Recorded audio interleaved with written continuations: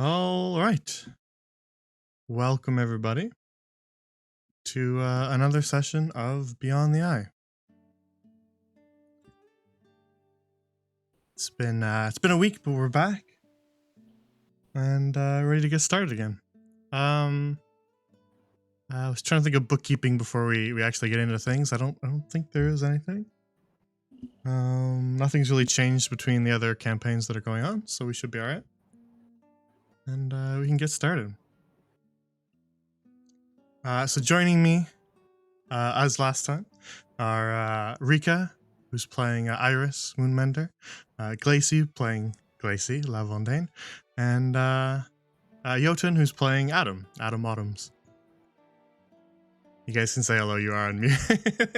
Hello. Sup? Hello.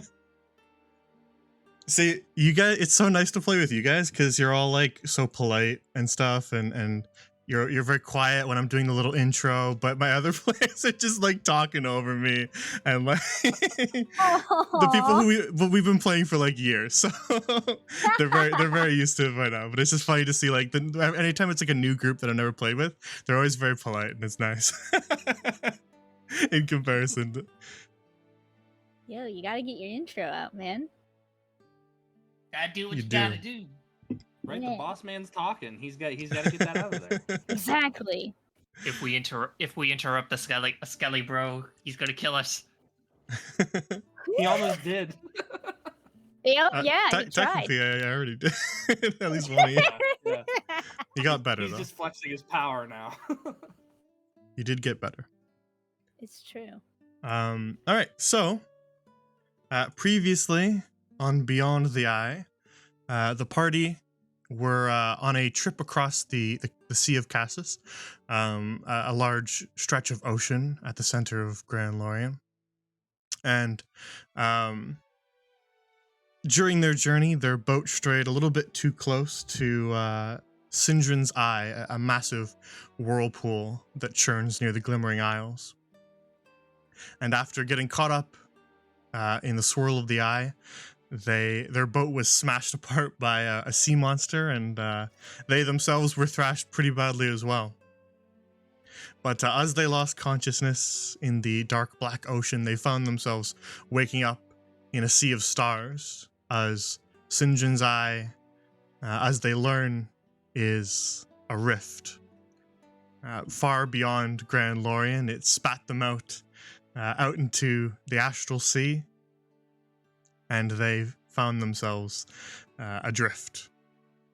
But lucky for them, they were picked up by a passing vessel, the Valinar Hawk, led by a Captain Hathaway, a privateer for the Flotsam Kingdom.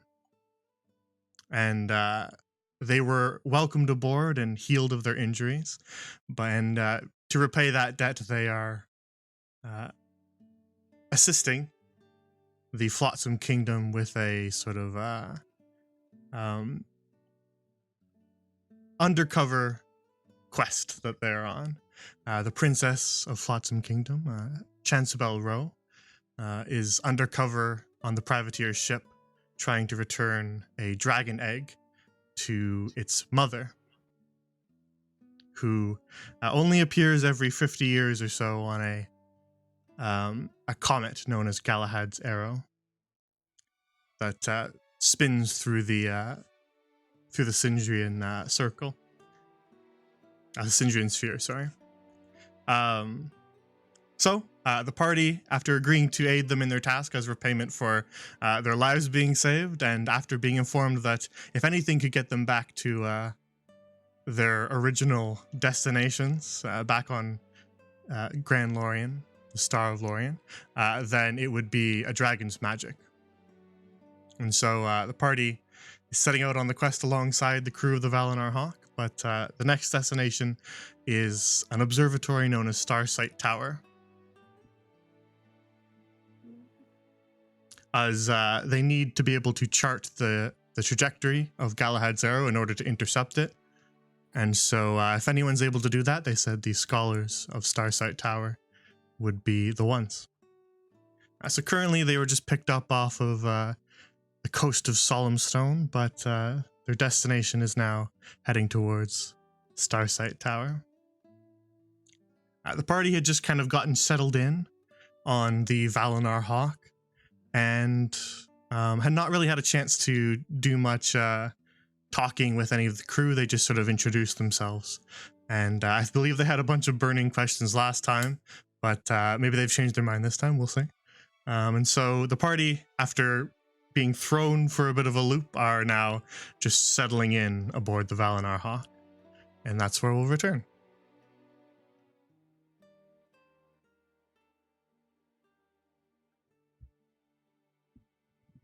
Hang on, I'll zoom out for chat. There. It's a big place. The Sindrian Sphere is a big place. But I will bring you guys back to the interior of the Valinar Hawk. Where would the books be on the ship, SETI? One moment. I just need to adjust some stuff. Take it down. All right. Let's get the ambiance going.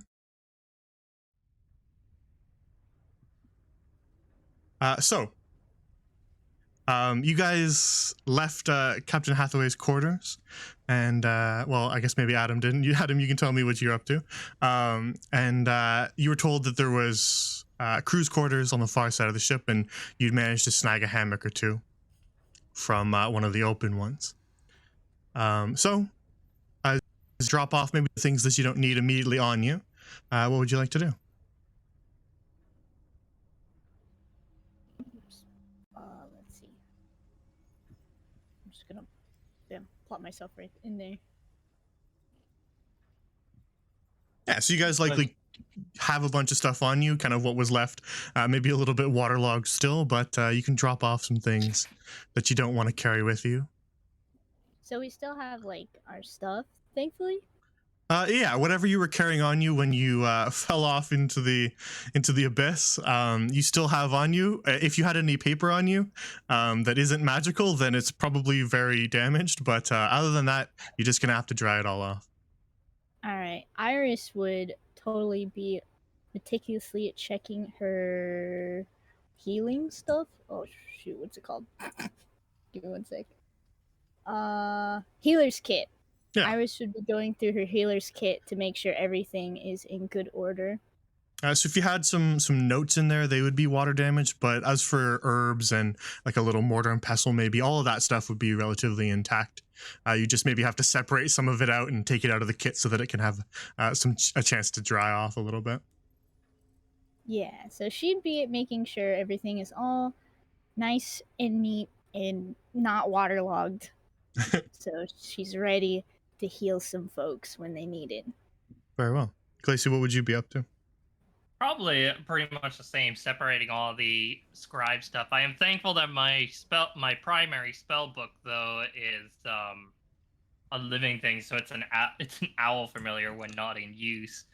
Yeah, But, your spell book is fine, but as for your like other notes, you yourself are obviously very into writing things down and taking notes. So I'll let you decide whether or not you think Glacy would have waterproofed those notes through some sort of enchantment. The pages are probably blank for her initial adventure because she probably wanted spares too.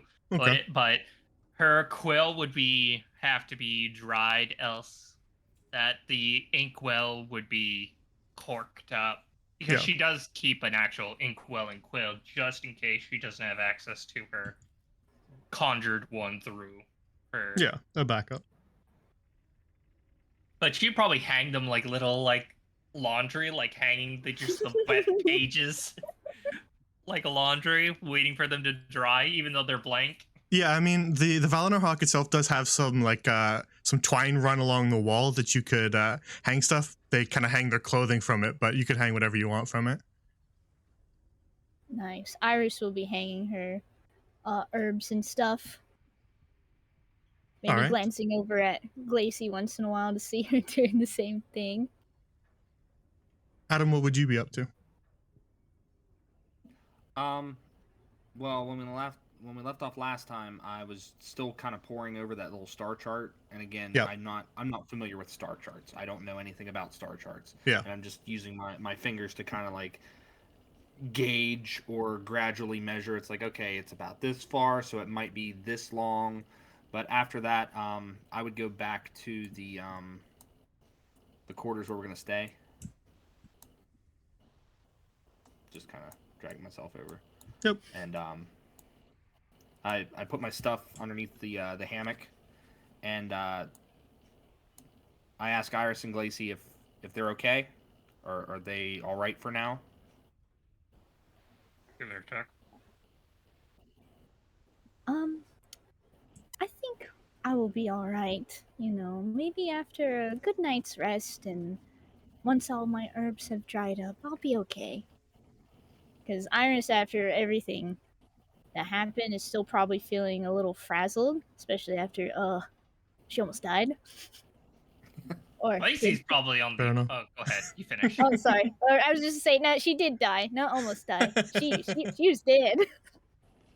Daisy's probably on the opposite spectrum of Iris. She's all for this new thing, even though she pulled the bit of tool out of her mouth and just set it to dry before taking her jacket off.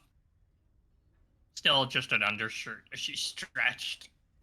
I'm all for this. I know you two are having a rough time of it, but you know, to each their own, right?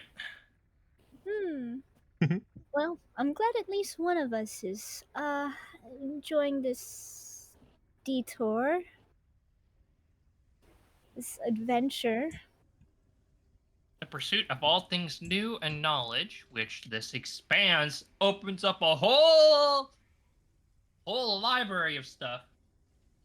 I'm all for it. Very well.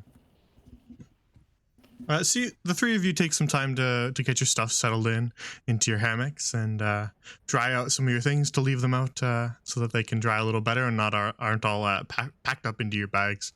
And once you kind of get all that stuff settled in, what's your next course of action? Let's see, what do we know what time it is? I would say it'd be a little bit hard for you guys to just gauge on your own, especially below deck, but uh, you don't get that same sort of day-night cycle out here in the Astral Seas, so it'd be a little bit confusing, so you'd probably have to ask somebody. If we might have mentioned it last time, but I don't remember, so let's just say we didn't. Glacy actually has, thanks to level up keen mind, so she actually knows exactly what time it is. Oh, for real? Yeah. Oh, heck yeah. All right, then you tell me. Probably since we've been drained all the time, it'd probably be more in like 11:30 or possibly past midnight. I don't think it was. I don't think it was actually nighttime. All right. When I was thinking of it last time, I think it was more like sort of afternoon. Afternoon. Okay. Okay. So So I'd say maybe it's around 4 o'clock. As a guess. all right, I'm writing that down for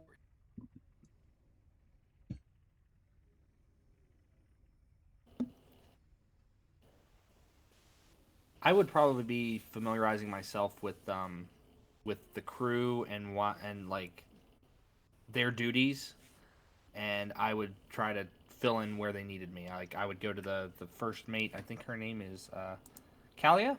Yep. I'd get with her and see if there's anything that needs done on the deck of the ship. Very well. As you'd make your way up to the deck of the ship. Yeah, you guys can talk to whoever you want if there's more information you want to gather or anything else that you want to do. While the ship travels the distance from here to Starsight. After Glacy was all set up for things to dry, she looked at Iris. You heading up? In a moment, I'm just double checking to make sure everything is in tip-top shape. What are your plans? Probably gonna start studying as much as I can, get a hold of the book, start reading the manuals. I know that my book here, she gestured to the owl that's still sitting on her shoulder. Probably gonna nip at my ear whenever I do step out of line. But hey, Don't worry too much. One step at a time. Right, yes. One step at a time. Glacy would probably move back up to where the Spelljammer is to try and hunt down books in those cabinets. All right. Hmm. So you make your way back into the arcane engine room, where the Spelljammer, Lethaly, is still hard at work, just sort of staring at that crystal. But inside the room, you can see there's lots of like kind of cabinets set up, full of all sorts of tools and instruments that you don't really recognize. But there are bookshelves on the far wall as well, right here. Ooh. May I make a history check to begin reading and absorbing their knowledge? Sure. Yeah, you can make a history check.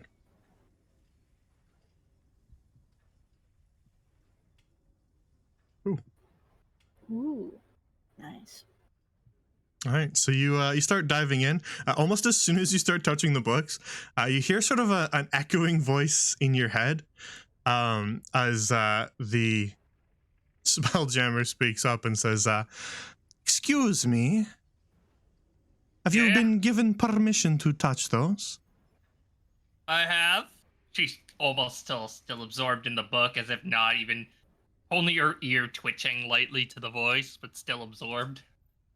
"Those are my books, and I do not recall giving you permission."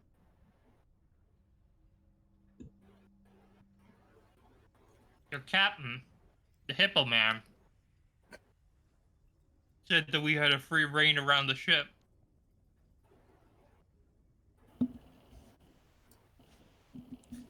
Free reign does not mean touching my books, does it? I'm sure the captain also would not wish you to break the anchorite or destroy his cannons, yes? Probably not. Closes the book with a loud snap as turns around to face the Spelljammer. But I am curious, as someone from a far off world. I'm sure that my curiosity got the better of me. Now, I am told that you are this sort of term pilot of this vessel. Considering that points with her thumb to the crystal is not something that we have back home. I'm sure you have a bit of arcane knowledge to share, and I think we could come to some sort of agreement. I am Yes. a person of arcane study myself. Yes, I am the helmsman. I am the Spelljammer, as we call it. Spelljammer, huh? Indeed. If you wish to read my books, all you need say is please. May I please scour your books for every little nook and cranny of knowledge? See, isn't that better? Much easier. You looked a little preoccupied with your whore. I would not say preoccupied. While I sit in the spell-jamming throne, I am aware of all that goes on the Valinor Hawk.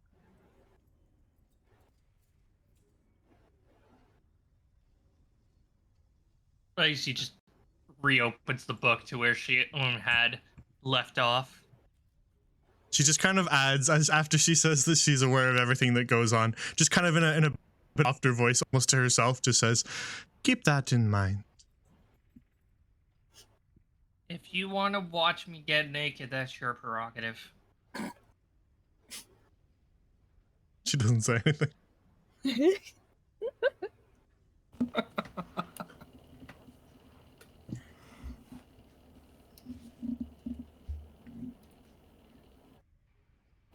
So I'm Iris, done. what are you up to? Oop. It'd be a multi-day journey, so Glacy's probably going to spend it studying. Adam wants to help out the crew. Is there anything in particular that you want to do, or anyone you want to talk to? Yeah, okay, I have a question. Mhm. Was there a doctor on this vessel previously? Because I know that they said that there wasn't any like healer currently on the vessel. Yeah, Hathaway said that he didn't actually have a ship's doctor. All right. Let's see. I'm trying to think who I could ask for like about the crew. How you say health records or Well, something? the captain or the first mate would probably be. Okay. So I think then Iris would probably seek out the captain. Right? Yeah. To I would say ask that him. the first mate probably deals with the crew more often, but the captain would Oh, probably yeah. also be familiar. Okay. So would I be able to talk to like knock on the captain's door and be like, "Hey, Yeah, sure. I You have can a knock on the question." captain's door if you want. All right, so I'm gonna go ahead. Iris just walks on through, not bothering or not interrupting between these two's conversation, and then she's going to politely knock on the door. You hear kind of some lumbering footsteps from behind the door, and then it creaks open, and Captain Hathaway stands in the doorway and says, "Ah, was there something that you needed?" Hello, Captain. I actually had a couple of questions for you. Very well, speak your mind. So, I remember you said that this vessel doesn't have a doctor on board, Indeed. or until now. So Until now. I was wondering if you had any medical records of the people on board. Records. That's not the typical sort of thing that we would keep, but I suppose you can ask Miss Katachan. Of course, of course. I don't know that she would have any physical papers on her, but she would know the status of the crew better than I. Thank you, Captain. I just wanted to make sure that I get acquainted to the health of the crew. Very well. She should be above deck, if you're looking for her. Alrighty, thank you, Captain. Very well, was that all? Oh, one more thing, Captain. Yes. How are you feeling today? Quite top notch, actually. We're making good time towards Starsight, and we've not encountered any hazardous creatures or pirates. Well, not yet, at least. So, I feel quite top notch today. Wonderful to hear, Captain. If you have any health concerns, let me know, and I will do my best to help you. Very well, I shall do so. Now, I'm going to go ahead and seek out the first mate. What was her name? Kalia Katachan. Kalia. Of course. Thank you so much, Captain. Very well, you are excused if those are all your questions. And then she bows her head politely and goes to seek out the first mate. Gives you a little nod and closes the door behind him. So back above deck, up top, we will bring us over here.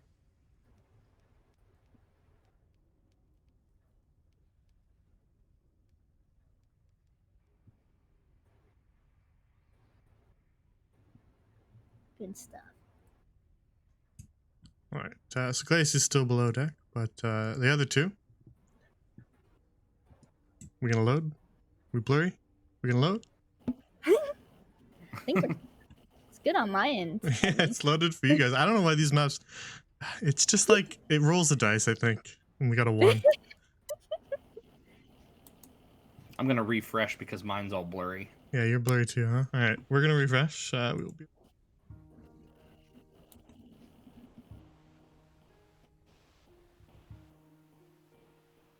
Oh yeah, I forgot that I had this screen where you can still hear me. Sorry, chat. We don't need the BRB quite yet.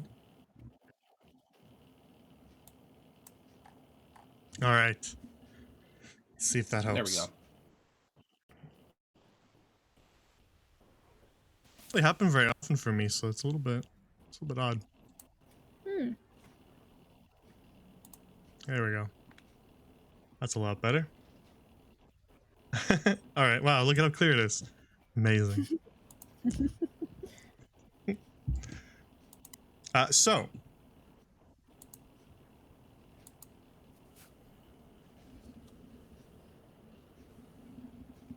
we're getting background noise from somebody. I believe Jotun. Is that me? I'm sorry. Yeah, I think it's just kind of like a room tone from you.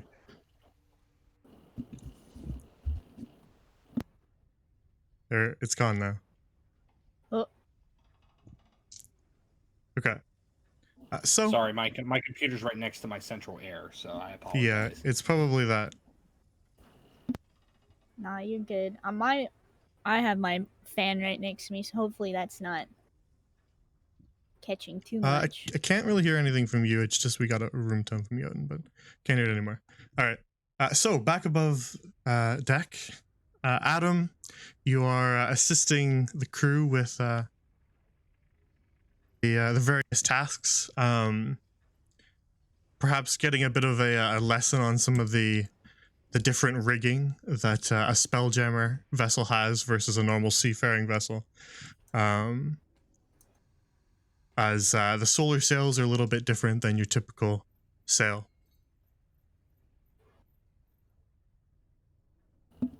So whatever I can learn at this point, whatever they're willing to show me, whatever they're willing to teach me, I'm trying to pick up as quickly as I can. Yeah, for the most part, a lot of it is pretty similar to your standard seafaring vessel. They just kind of have some variations that you have to learn, but you probably pick it up pretty quickly,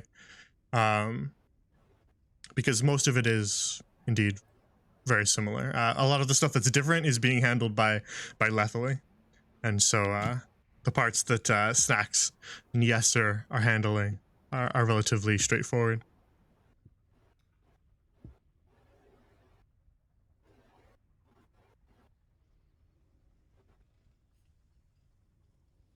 Okay, I basically just defer to them if they tell me like tie this down or move this over here, or if they need me to even swab the deck. That's what I'm doing because I have to earn my keep on this ship.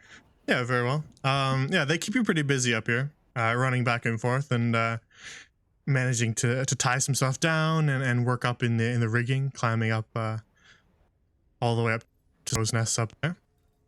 And they kind of show you the ropes, and you pick it up pretty quickly.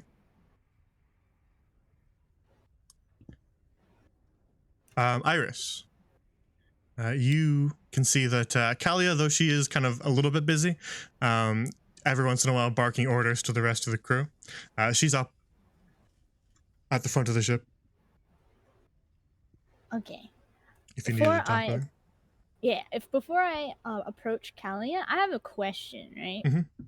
That I forgot to address last time. So my druid is a druid of the stars, or is that how you say that? You'd be Circle of Stars. Circle of stars, right? Yeah. All right. So, and we're now amongst the stars. Mhm. So, as a druid part of the Circle of the Stars, my character, would she be like pretty blown away by the fact that she's among the stars now? Yeah, I would say so. This is not something that really anyone would imagine from terrestrial Grand Lorien. This would be sort of considered an impossibility to pretty much all of you, but it would probably especially affect you because I think you're very used to probably seeing the stars from the same perspective all the time, and seeing them from a different perspective would probably blow you away. It would be completely unrecognizable constellations as well. Yeah. Which would kind of throw you for a bit of a loop. Right. Okay, I just want to make sure because I would imagine as she steps back onto the deck of the ship, staring out at these unfamiliar stars, she's kind of still blown away. Yeah, the stars. Yeah. Oh. It's Yeah, but sort the of. stars. Go ahead, I don't want to Sorry, interrupt you. sorry. It's all good. Go, you continue. Okay, so the stars that she would once look up upon, used for guidance, are now unrecognizable, and she's now surrounded by stars. So she might be like staring off and just kind of blankly looking at all the different stars now, just completely in awe and in disbelief, and thinking, man, when I get home, nobody's gonna believe this. You can bet that, yeah. Yeah. Yeah, it's sort of that awestruck combination of a little bit of fear of the unknown and excitement of the unknown that explorers have when they find an island that nobody's touched. Kind of that sort of feeling. Mm. Yeah, that's what she's experiencing right now. So she's kind of lost in thought for a little bit until she remembered, oh yes, I need to find the first mate. And she can hear the first mate barking orders and stuff, right? Yeah. Every once in a while, you hear her kind of yelling out from the front of the ship, yelling at Snacks, Adam, and Yesser, various things that she wants them to do. Alright, so she's gonna go ahead and make her way over. Maybe wave at Adam and stuff as she goes up.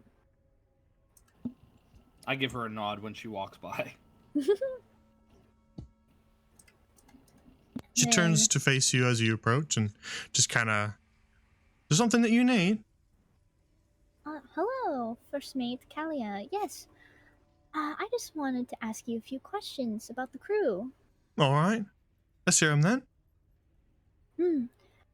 As the now doctor of the ship, I wanted to know if there were any sort of medical records about the crew. You mean documents, notes written down? She kind of like motions with her hand. Yes.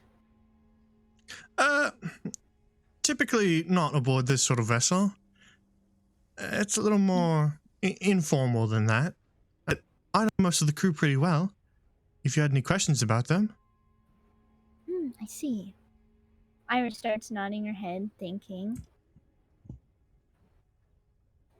We can go through them in order if you want. That'd be swell. One sec, I was gonna check if she had like a book or something. Nope. Okay. Alright, scratch that.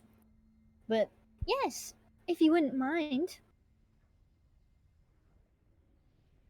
All right. Well, let's start with Captain. Ever reliable. Seems to be in tip-top order. Confident. The best privateer the Flotsam Kingdom's ever seen. He is the consummate sailor. Couldn't ask for a better captain. Have you noticed anything like has he been feeling under the weather recently? Not that I know of, no.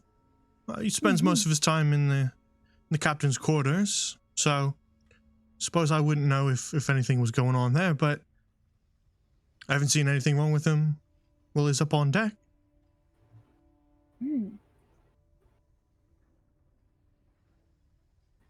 And how about yourself? Well, as for me, I feel rosy.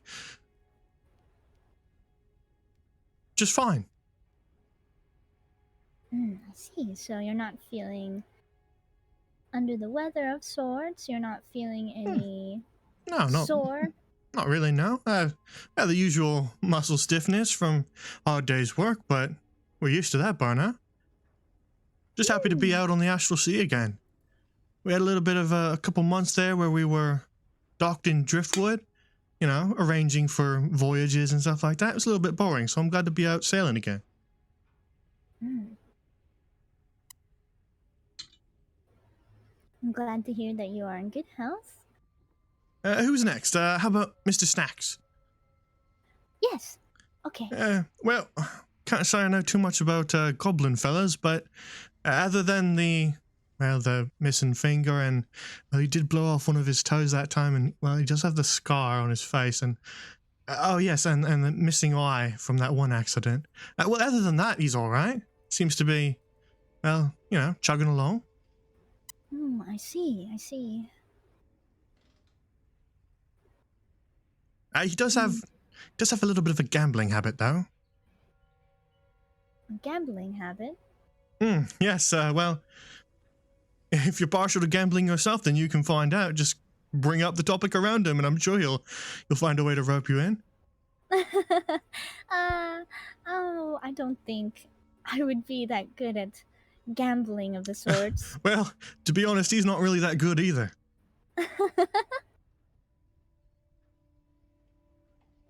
So he seems to be doing good as well. Yeah, it's not bad. As for Mr. Yes Sir, well, he's Mr. Yes Sir. We found him drifting, sort of like you, lot. About, 3 years ago? We thought it was just like some sort of scrap from an old ship, just a little metal box or something like that, but, well, we were bloody surprised when he started talking and walking around. To be honest, we're still not really sure what he is. The only thing he's ever said is, yes, sir. So, I presume mimicking one of us when we were talking to the captain. And so, well, that's his name now. Okay, I have a question. Yeah? Would we have, in our, where we're from, would we have seen anything like yes, sir? Almost certainly not. Okay, that's what I thought. Just want to make sure. Okay, so, yes, I will admit I've never seen nor heard of anything like, yes, sir, where we're from. Well, as for if he's healthy or not, I'd say ask him, but you probably won't get very far. He's got those big peepers. He likes to stare at things, and, well, I couldn't tell you whether he's healthy or sick, to be honest. He just keeps doing his duties, so I suppose we're happy. I see. Well, when it comes to yes, sir, I don't know if I'd be too much help, she says, tilting her head left and right, thinking. Well, you can take a look at him if you want, if he'll let you. Yes, of course. I plan to find some time to have some one-on-one with each of the crew and make sure everyone is in tip-top shape. Who's next? Letherly, our Spelljammer. Well, she's a bit of a mystery. She kind of keeps to herself. Never takes that mask off, and, well, it's not our business, so we don't ask. But she's a bloody good Spelljammer, best I've ever seen. You should see her steering around asteroids. I'll be honest with you. You all are saying Spelljammer, but I don't think I'm familiar with the term. Well, navigating the astral sea is a little bit difficult, and so way back when, Galahad Rowe developed a different type of steering mechanism using magic. Oh. And, well, I can't really tell you how the inner workings of it myself. I don't have that much experience with it, but it's a sort of chair. You sit in it, and you can sort of, well, you can sense the ship around you. Well, at least that's what Letherly tells me. While you can sense it, you can steer it as well. Fine-tuning. Now, we use our solar sails, she points up at all the rigging above, to get us some speed, but it's Letherly doing the steering. Oh, I see. I'm sure that Glacy's poring over some books might be able to explain it better later. Perhaps. Well, there's lots to learn in that regard. As for her health, she's never complained to me. I see. Then I suppose that leaves, Chansey, yes? Yeah, a bit of an odd one. She joined in just this recent voyage. didn't really say much about herself, but the captain seemed to trust her. So if she's good enough for the captain, then I do too. We just, we ever swab the deck and that. I see. Pretty helpful, but other than that, I don't know too much about her. Keeps to herself mostly. I see. Well, I want to thank you for taking the time to Yeah, of course. familiarize me with everyone, and I'll make sure to find some time to have some one-on-one and do a how you say, a bit of a checkup with everyone. Whatever suits your fancy. As long as you're not keeping them from important business. He kind of winks at you. Of course, of course. Very well. Then yeah, at your leisure, make sure that everybody's in ship shape, yeah? Of course, I'll make sure everyone is in tip-top shape. Very good, Miss Iris. Alright, and then Iris is gonna go ahead and skedoodle.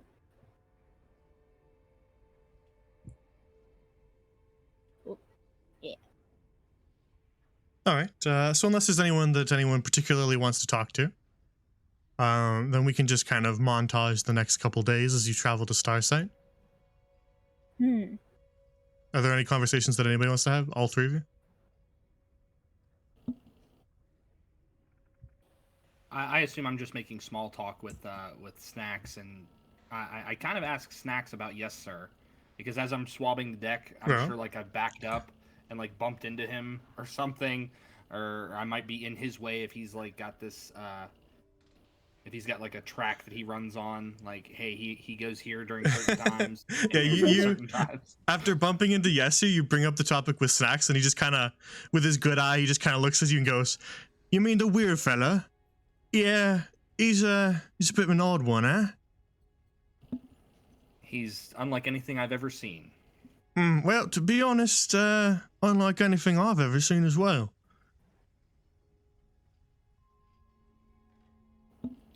And I think it's Adam? I think it's quite remarkable that yes, go ahead.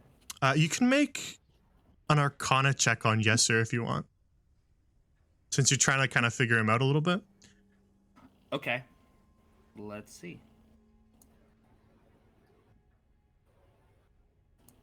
With a 14, I can't tell you everything, but you get the sense that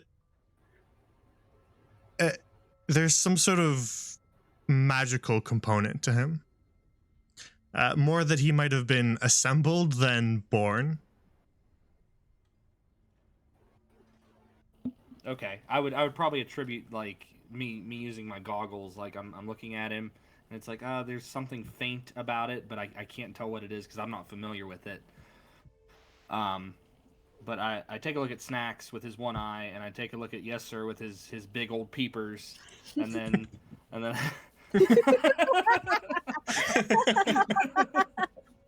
as he stares into the depths of my soul. What a handsome robot. Look at him. Look how handsome he is. I know.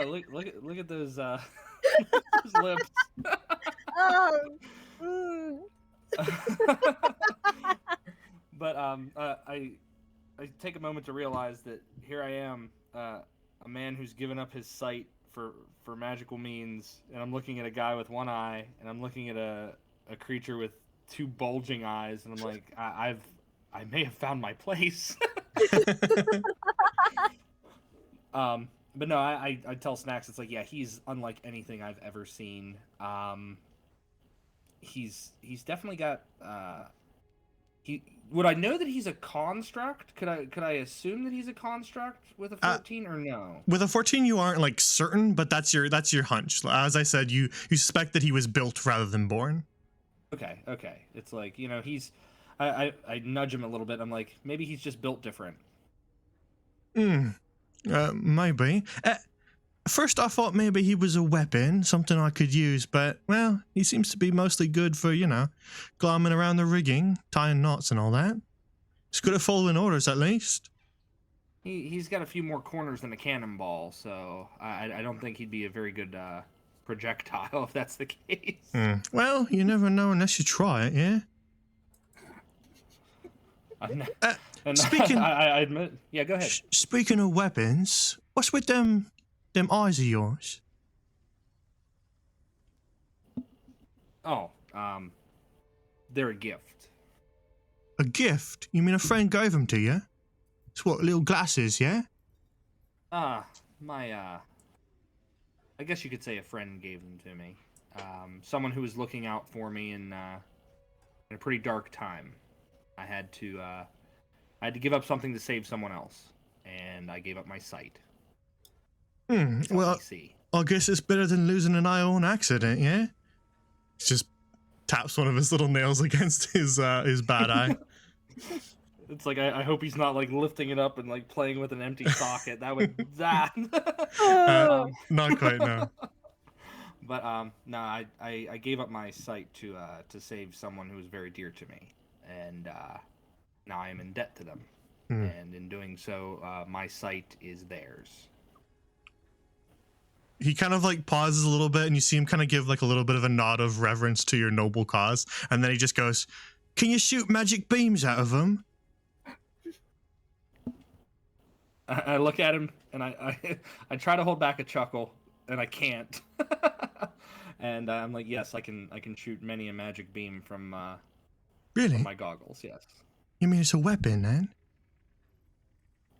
It's a bind-on pickup. It's pretty much exclusive to me, and I even close. He looks disappointed. I even close my eyes. I close my eyes and I hand him my goggles, so that way he can like inspect them. They're not gonna do anything for him. Yeah, he like holds them up. He tries to look through them a little bit, and goes, it doesn't look too special to me. Hands them back to you. I take them back, put them back on, and then inside the blue topaz-like lenses, you can see like where the white would gleam, where the light would gleam off of it. You can see that's where my eyes would track behind them. Why don't they glow for all snacks? I want glowing eyes. Maybe someday. Maybe someday we'll get you a glowing eye. Who's this friend of yours? Could they hook a goblin up? I'm missing an eye already, right? I'm already halfway there. You're already halfway there. Mine came out of sacrifice, though. I think yours. Well, it's sacrifice for the sake of progressing the science of weaponry, yeah? I would have to think. Could I make a What do you want to make? I'm thinking to myself, like, since my patron's a celestial patron, and I don't really have anyone in mind, I'm just, that's just how I got my powers. Is there a way for me to like commune with my patron and be like, hey, I've got someone. I'm not really trying to do Snacks a favor by being like, hey, I know a guy who's missing an eye, and he could really use some help. But like, could I make a Would it be an Arcana check for that also?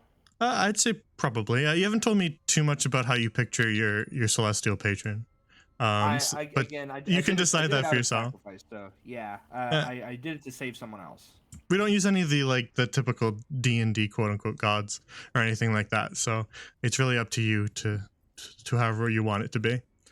Okay, I don't figure like it was like a full on god, but maybe like a one of the celestials, like an Avoral or something like that. Just a high tier angel type character, or however you want to determine it. It's like going godlike is a little too high on the scale there. But no, I just basically I want to think like, well, maybe. And I tell Snacks, it's like, you know what, I'll see what I can do. I'll see what I can do to put in a good word. Okay, yeah, then you can make another Arcana if you want, and say what you would ask the stars for old Snacks. Aww. Snacks ain't getting nothing. Oh, poor Snack. Seeing as I've never done this before, like on behalf of someone else, I just kind of like look up into the stars. It's like stars, oh stars. My companion here has a mighty need for a replacement for his missing sight. So maybe along the way we can find something. And I'm kind of like gesturing with my hands, like kind of out, not in reverence, but like kind of like a shrug with palms up, like, eh. is this something? And then with no response, I'm like, I just kind of like pat Snacks on the shoulder. It's like signs point to maybe. Yeah, you just get dead silence.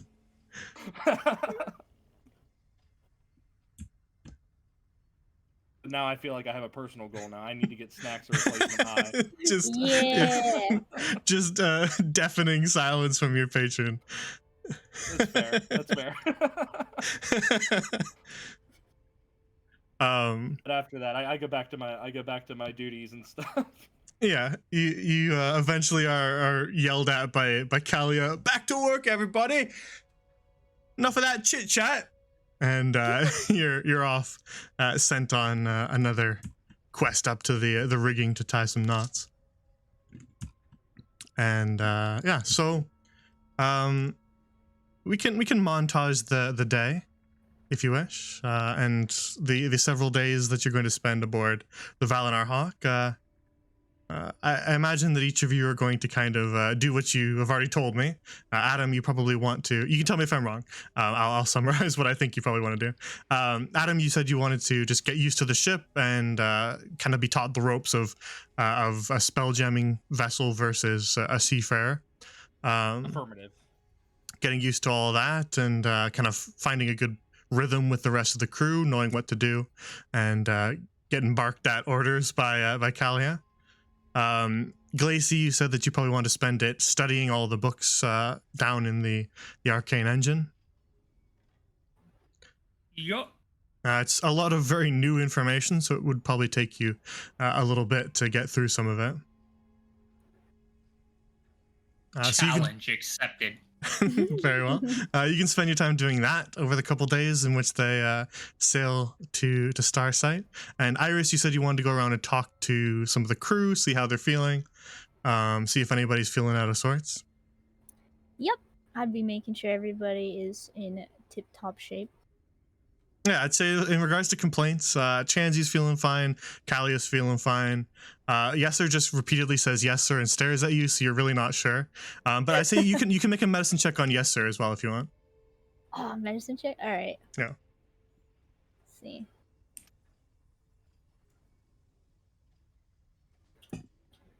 Okay, with a 10, you don't know what he is, and you aren't able to glean anything from his repeated yes sirs and his stares. So you're not really able to communicate with him very well, but I'll say with the 10, the only thing that you notice as you try to examine him, it's a little bit difficult because he keeps turning to face you every time you try to walk around him. He just swivels to stare directly at you. But you notice kind of in the cracks between some of the metal plates that make up his body, there's sort of like a soft glow as if he has some sort of core inside of him. See. I'm sure Iris will make a mental note of it. Would she like... Nah, she wouldn't know what it is, right? Like... Not with a 10, no. Nah, all right. But you get the sense that there's sort of... you get the same construct sense that Adam did. You come to that same sort of conclusion that there's something kind of magical inside of him that's manipulating all of these little spindly arms and the blinking of the the creepy eyes. Gotcha. But yeah, that's how you spend your days, talking with the rest of the crew. There's not too many complaints from the others. Snacks tries to get you to make some sort of salve to help the phantom pain from his missing fingers. So I guess you can make a medicine check for that too. See if you can help him out. Yes, I would love to help Snacks out. All right, come on. Okay, with an 11, you really only get kind of part of the way through developing some sort of little salve to numb some of that pain. By the time you get that, we progress into arriving at Starsight, you really only get part of the way. No, poor Snacks. You have some good ideas as to maybe something you could brew up, but you don't actually finish it in the time. So Okay. you're sort of halfway through the process. If you wanted to continue that at a later time, you could do so. Absolutely. Anything for our bro Snacks. All right. So the three of you are each busy at your own little tasks aboard the Valinor Hawk. You spend your days hard at work, earning your keep on the spelljamming vessel, and the ship slowly sails around the Cassian Circle towards Starsight. For the first day or so, you guys are actually sailing right past Solemnstone.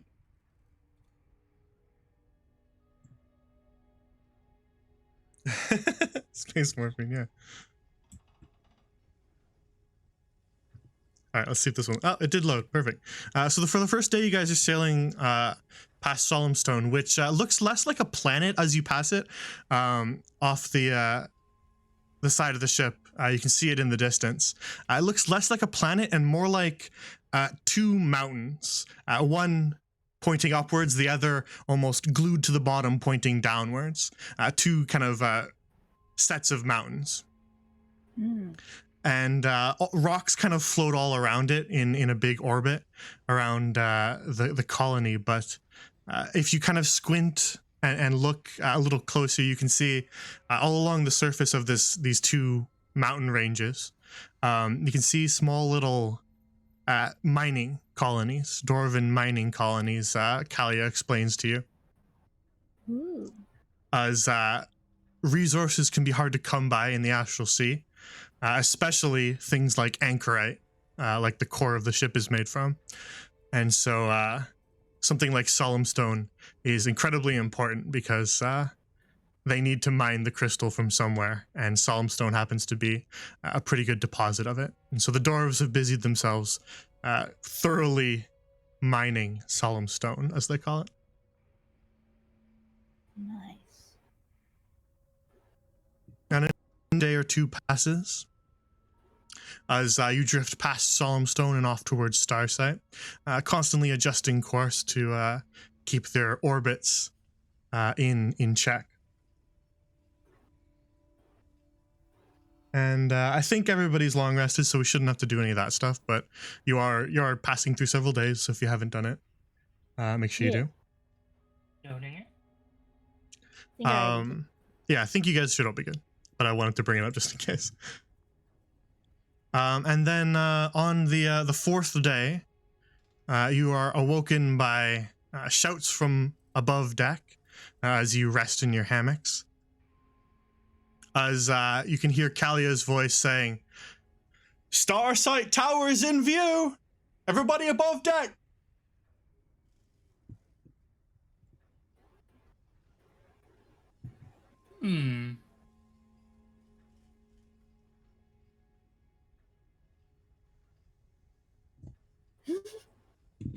Time for everyone to go up then. I would say Misty Step for Rule of Cool to head up, but I need to see where I'm going.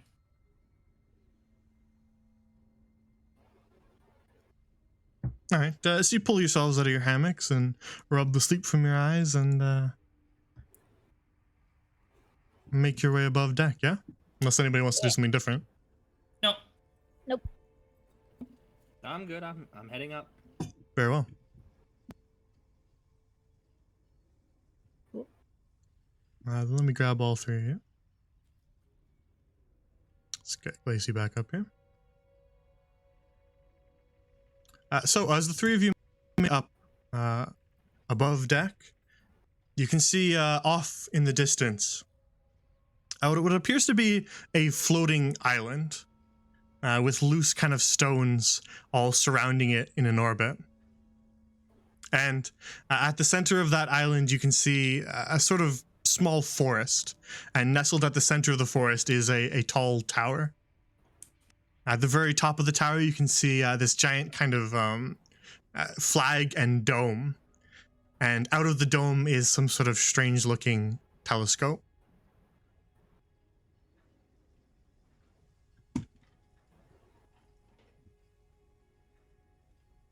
And eventually the captain joins you above deck. So let me grab him.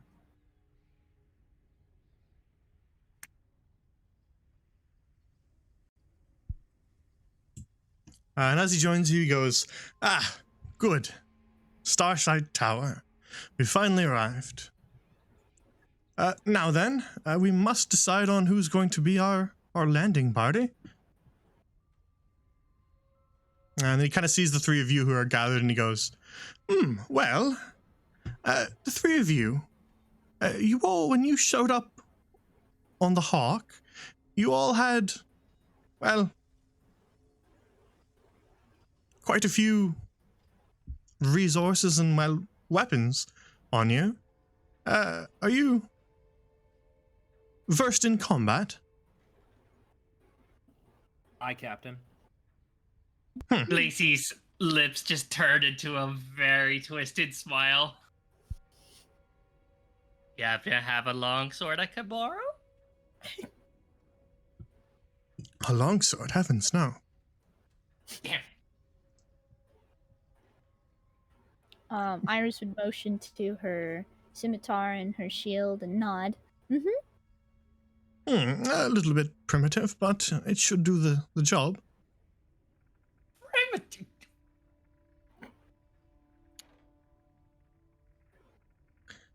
Well then, we must keep...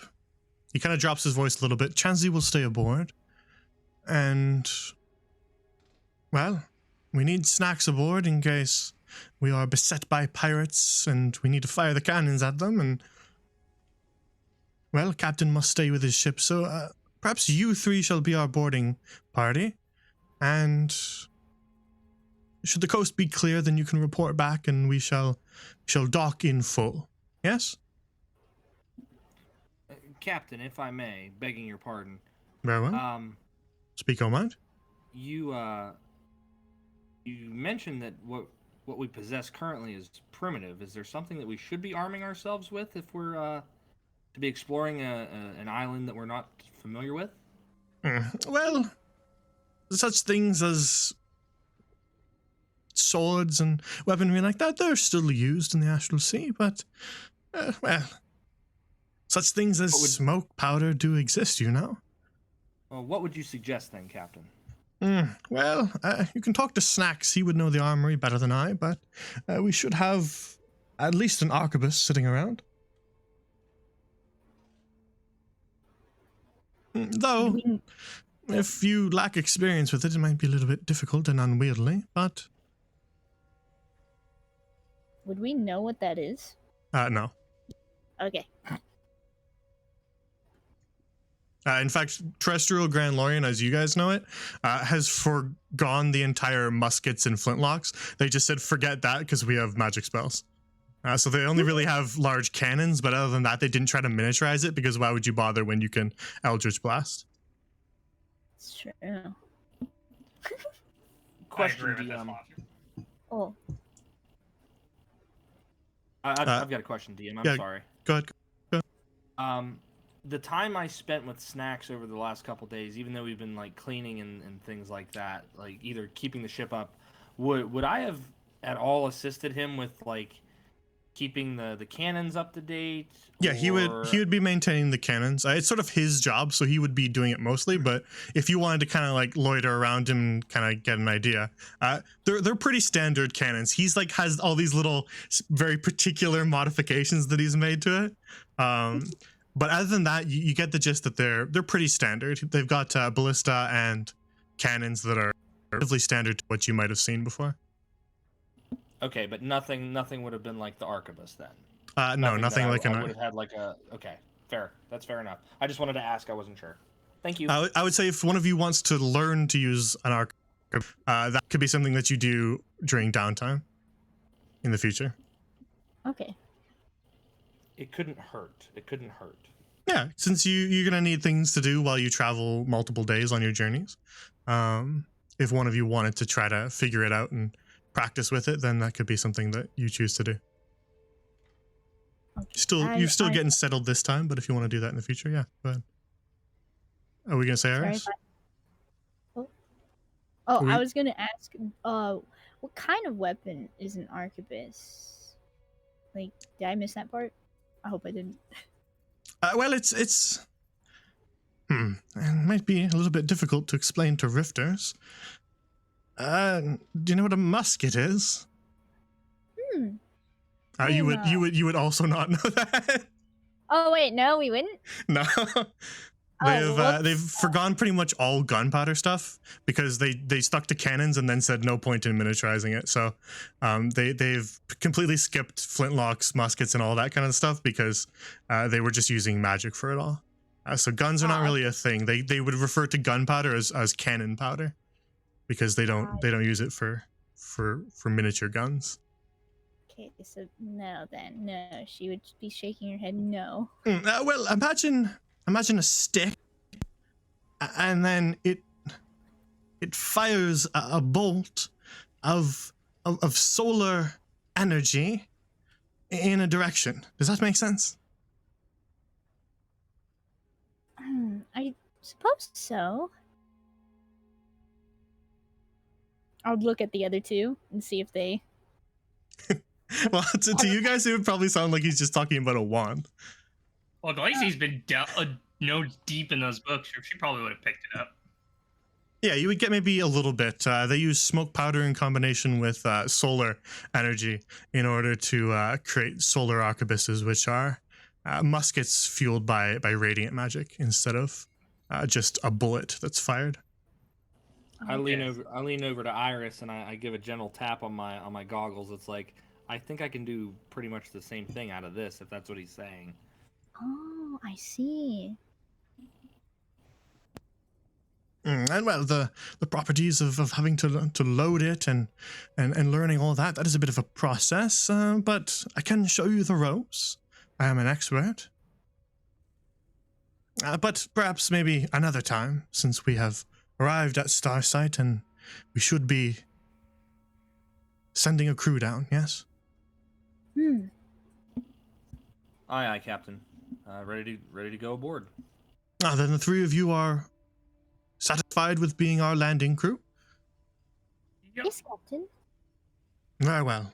Should you find the tower secure and friendly, then all you need to do is make your way back out and give us a shout and we shall dock the ship proper. Until then, we will orbit you.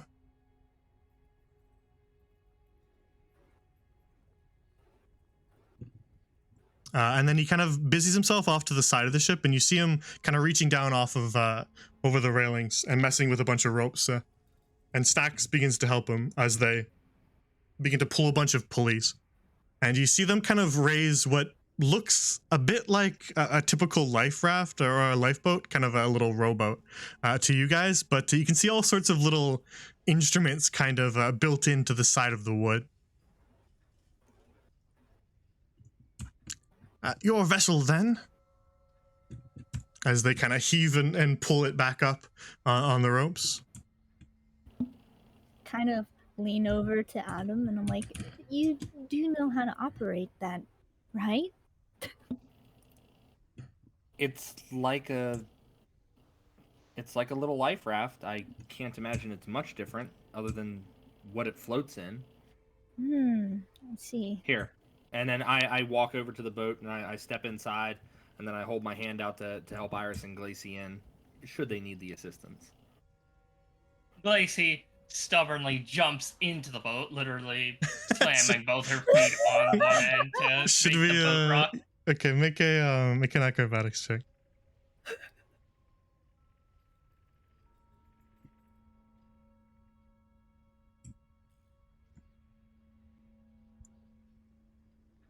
Okay, an 8. Then Glacy, you hop over and you almost go like face first off the other side as it rocks.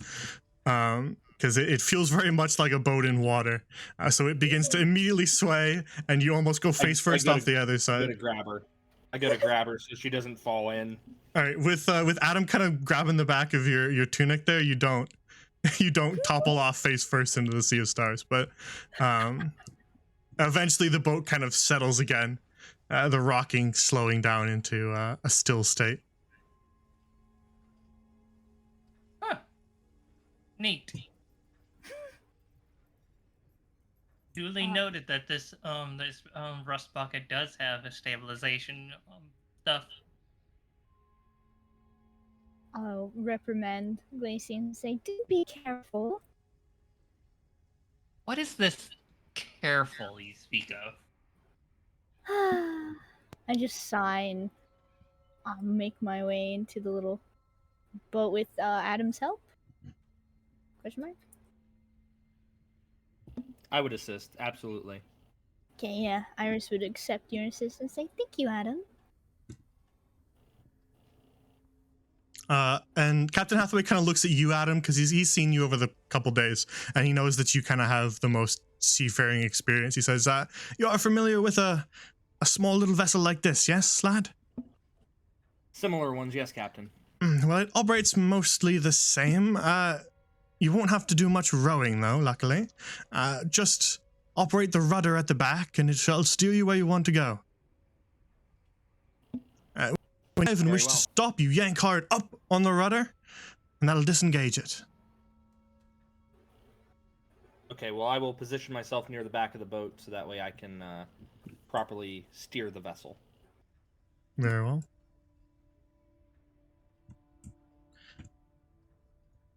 This is called a life raft, one of the first vessels designed by Galahad Rowe all those years ago. Now then, let us know when the area is secure, and we will dock proper. Till then, bon voyage. Bon voyage! Thank you, Captain. Yeah, he kind of gives you guys a little bit of a salute as you wrench the rudder away, and the boat begins to kind of turn off to the side. It's a little bit different than a seafaring vessel, but you get the gist of it pretty quickly, Adam. You're used to kind of steering smaller ships, and so it doesn't take you that long before you're able to navigate pretty adeptly. Okay, you don't need me to make a check of any sort, or... I'd say with your experience and the fact that it's based off of just a normal boat, it's not that different. So I'd say no, you don't need to. Your experience is more than enough to let you handle it without any difficulty. If these two were trying to do it, then maybe.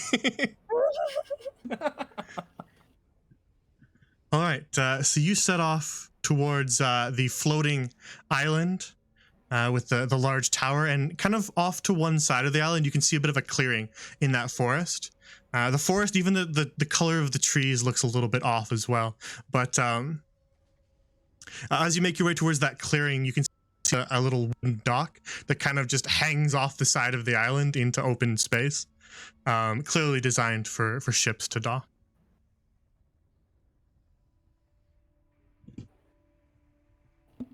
Okay, I'm going to pull the boat up next to the dock, and I tell Iris and Glacy to kind of stay put as I go to.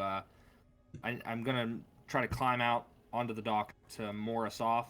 Yeah, there's some ropes inside the life raft, so you can tie it off, and if you follow his instructions, then it stops going forward. So yeah, we'll take a small little break before we get to Starsight. We'll do a little 2-minute break. So run to the bathroom, grab a snack, grab something to drink, and chat. You do that as well, and we will BRB in just a couple minutes. Sounds like a plan. Okay. Stuff. Yeah, I'm gonna go ahead and skedoodle to the restroom. BRB.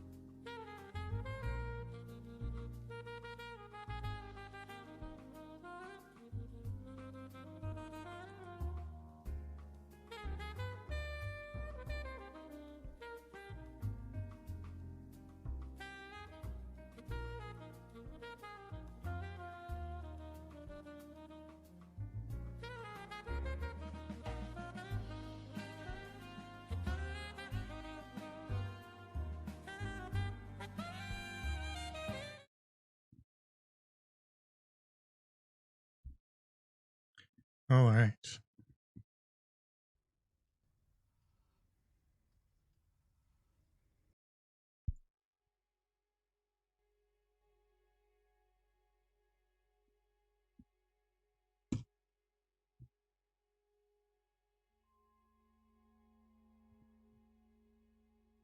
Let's copy this whole thing so that we can paste it later.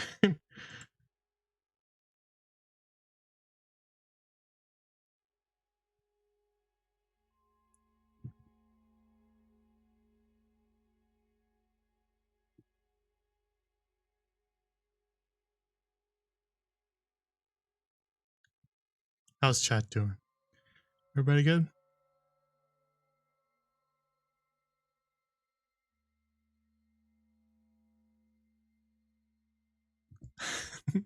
Glad we got to spend some time with the crew of the Valinor Hawk because they're a bunch of weirdos. Okay, I'm back. Sorry. I'm not sure who's all here. I haven't heard anybody talking, so. Just do a roll call. I just had my stuff muted because of my AC. Again, I'm sorry about that. Nah, you good. It's all good. It happens. Got snacks or snacks? Which one? The Glacy has returned. Welcome back. Fear my chaos. Bro, we gotta help our buddy Snacks out. We Poor guy. totally have to help Snacks. Look at him. That's our bro right there. And since we're gonna help him out, and there's no actual engineering, can we?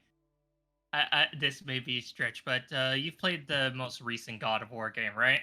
Nope. Okay. Sorry. Damn it. Basically, jewels for eyes. Yeah, I mean, yeah, that's something that definitely would exist. A powerful enough wizard back on terrestrial Grand Lorien would be able to make something like that. A sort of arcane eye that functions as normal. Gotta give Snacks an upgrade. You'd have to sort of find something to place the enchantment on and then spend some time doing the enchantment. But that's a reasonable for a wizard to accomplish. You just need to decide if you want like a gem or like a little like carved glass eye or a wooden eye or something like that. You have to sort of figure out what you wanted to enchant. It needs to be a large marble. Ooh, yeah. Alrighty, so we're all back now, so we can get going again. Yeah. Alrighty.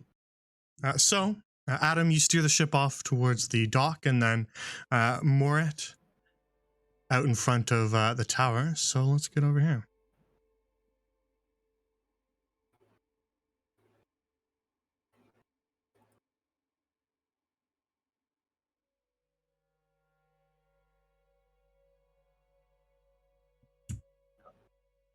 Give me 1 sec. I think I might need to refresh.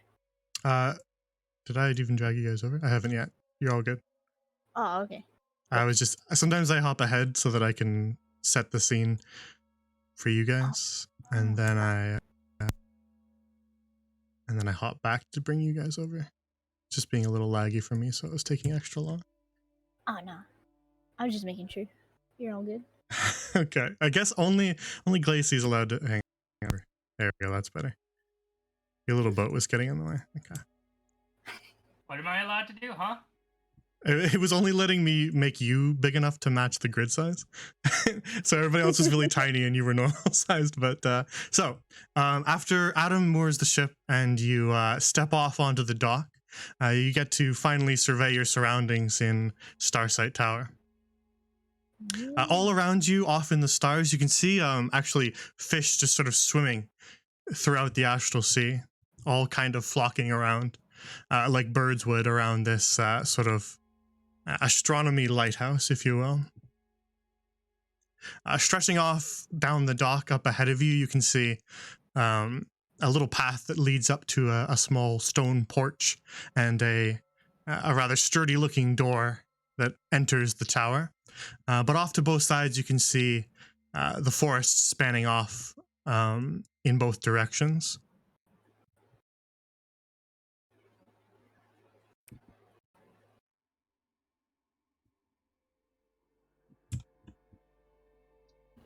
No, I think it's best that we stick together.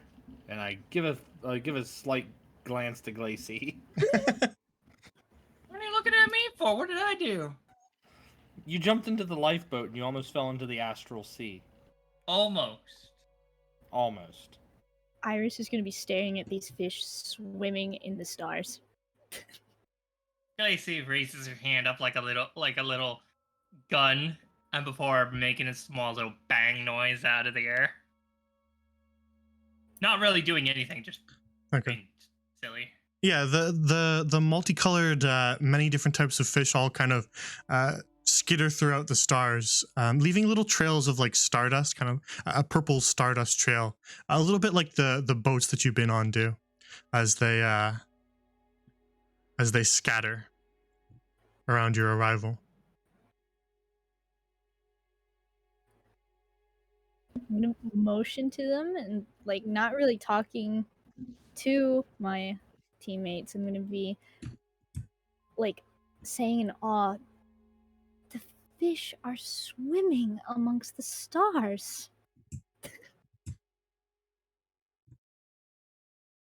Just in utter, and like, truly in awe.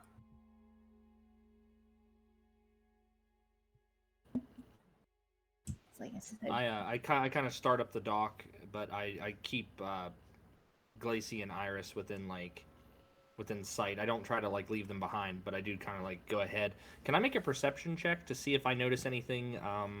Yeah. Like anything that might be like watching us from the forest or something that might stand out to us? Yeah, go ahead.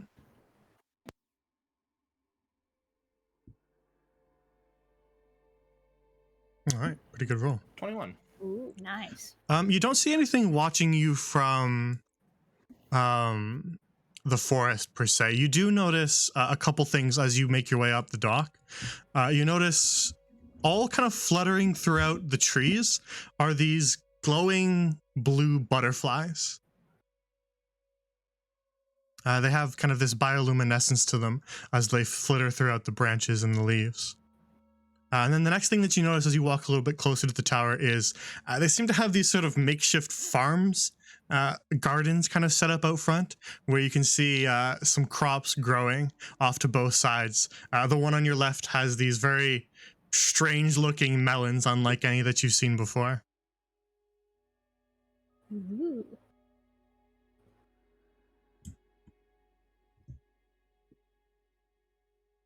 Lacey finally decides to take a step forward.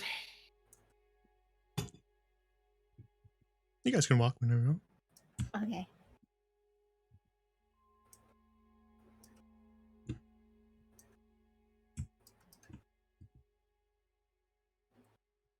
Quite a little place they got here, huh? Indeed. Iris is looking at all the different flora. Yeah, that's the word. Yeah, it seems familiar, but different. It's adjacent to what you know, but the colors are wrong, or the branches are a little too angular where they should be rounded, or too rounded where they should be angular. Everything just feels a little uncanny, Iris. Yeah, I'm gonna. So, am I able to notice these things as I'm, like, I don't know, staring at this bush? What thing, sir? What I just Like- described? Yeah. Yeah, that'd be kind of immediately apparent to you as a druid. You just can kind of get this uncanny sense to all the vegetation around you. All right. I'm gonna make a comment about it, like, say, it feels familiar but different at the same time. It's so bizarre. I say as I stare at this bush. As long as it doesn't turn into a gargantuan serpent and try to wrap around us again, I think we'll be okay. But if you You think have we no should be sense of careful, adventure. we will be. At the mention of the serpent, Iris kind of flinches a little. Oh, it's okay. You have a Glacy to worry about. Yes, that is true. Like so. Lacey moves up to the door. Moves up to the door before knocking. Glacy.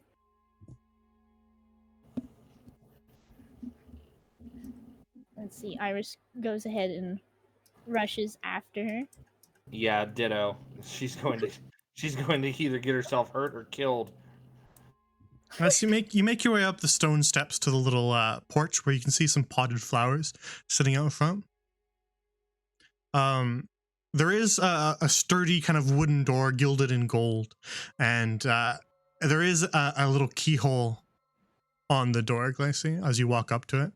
You knock, but you don't hear any response. I rack harder, this time using my whole fist. No, you rap your knuckles against the door even louder this time, and still nothing. Huh. I wonder if anybody is home or maybe they're away right now. It doesn't seem like there's anyone home. I'm gonna go off to the left, DM, near where the watermelons are, and like see if I can see any signs of like footprints or any sign of a resident, like a light on through a window or something. Sure. Yeah, you step off kind of through the bushes and over towards the side, over about maybe here. You can move yourself wherever you want. Feel free. But you walk kind of. That's about fair right there. Yeah, I'm just saying, just whenever you want, you can move yourself. Don't feel like you need to wait for me. So you move off the path and look around. You can see kind of a bit of trodden dirt around the garden, as if somebody's been tending to it.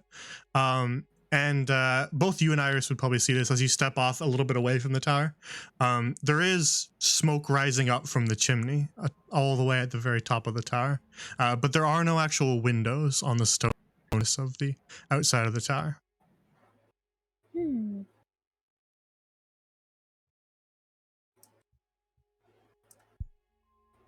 No windows. No, but there's smoke coming out of the chimney. Though no one answered the door, I wonder. Third time attempt, this time with foot. You thud your boot against the door, and nothing. No response.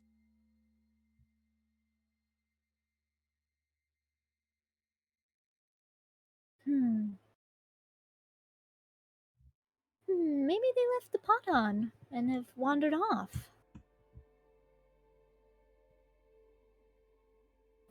Perhaps this area is very secluded, so I don't see that they would be expecting visitors. Glacy, do you have a way to maybe investigate through the chimney? Glacy comes around and looks up at the gas.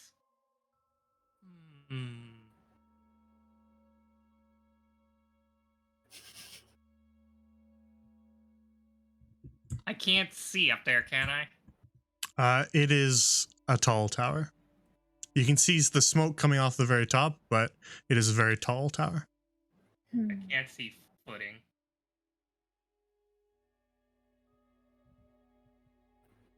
Oh, can I check for any recent tracks?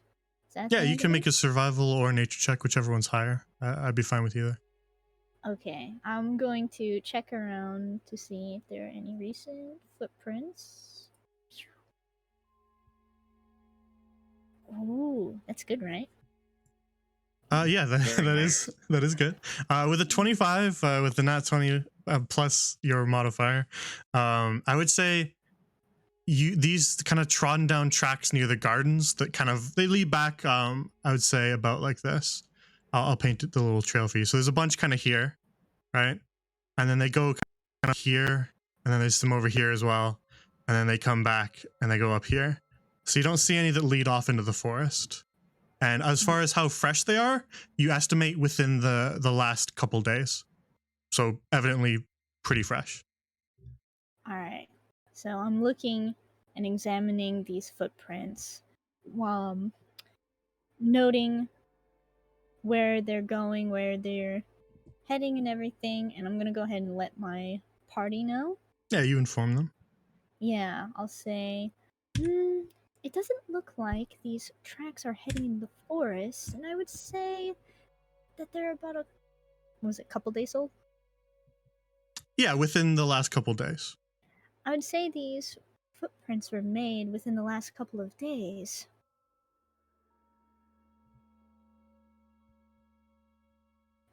So I would assume that they haven't made a trip out to the forest. I go up to the door, and I know you said that there's a keyhole, and Lacey's been pounding on the door, Yeah. both with hand and foot. I just try to open the door. Yeah, it's not locked. Lacey had already pulled out her spell book, preparing to cast a spell. And then you just hear a click, creak as And the door Adam opens. just motions with his hands. He's like, "We're in." Ah, so it wasn't locked. Lacey just stands there dumbfounded, like, before her hands just dropped to her side. My most expert of puzzles, the unlocked door. It gets every party. So yeah, Adam, you're up here at the door, and you swing it open. What do the others do? I'm gonna go ahead and follow Adam. Very well, Lacey. Lacey's still standing there processing this, like, stupid easy answer. Her owl then floats and lands on Iris's head before hooting at her. Lacey follows reluctantly. All right. Then, as you all head into the tower, I'll just copy you guys together, and we'll head inside. Okay, I'll take point going inside if nobody else minds. Yeah, you were the first one up there too, so it makes sense. Oh, I guess it didn't copy because your boat came with you when I pasted. Suddenly, a boat teleports totally in from coming nowhere. with us. Yeah. Nice, yeah, the boat's coming with us. All right, so the others, you follow Adam back up those steps and in through that sturdy-looking door, and find yourselves inside the tower.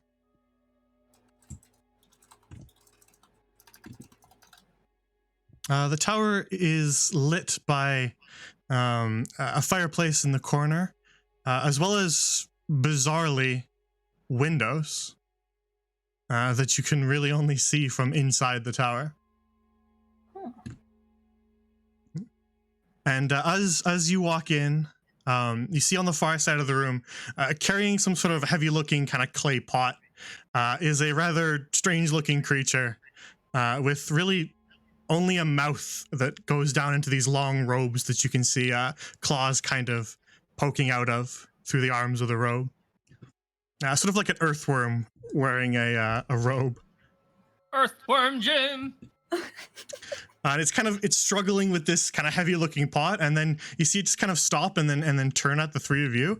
And then rather than hearing a voice out loud, all three of you get an echoing voice in your head all at once. And the voice says, I was not expecting guests. Oh, Botane! Sorry, speaking Champort language. Anyway.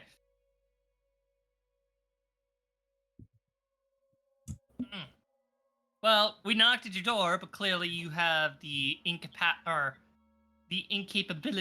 to have, you can't hear, you're deaf, aren't you? Glacy! What? What my friend means to say is, we must not have knocked hard enough. We come in peace. The voice echoes again in all three of your heads. You hear it all at once, and it says, our capabilities are different than yours.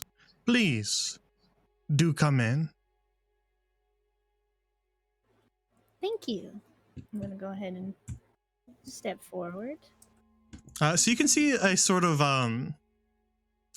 little dining room table with a little teapot sitting out front of it, and lit by a small little candle in a holder. It looks like a rather comfortable little living room, but you can see shelves full of all sorts of books that tower all the way up to the top of this floor. And on the far side, you can see a rather sturdy-looking door on the far end of the hall. It's just sort of a humble little living quarters. The earthworm fellow teeters his way, carrying this pot over towards the counter and places it down, and then turns back towards you as they lay it down and just gestures with one of its claws towards the chairs and says, "Please sit," echoing in your head once more. I'm just going to assume all of its dialogue will be echoing in your head and not spoken aloud. Okay. That's fair. Can I see a close up of the picture? Yes. Ooh, what a handsome boy. Tanka? Again, the three of you have never seen a creature that looks anything like this. Not particularly the most pleasant to look at. What do you mean? He's so handsome. But in spite of the rather strange appearance, it is wearing like rather affluent looking robes. They are kind of woven with fine thread. And he motions to you guys to sit down wherever you wish. Please, have a seat. Let us have tea. Oh, why thank you. Iris goes ahead and takes a seat. He gestures to the others. Will you join us? Glacy cautiously leans against one of the chairs. I move around, like, behind the creature, and then over to the opposite chair.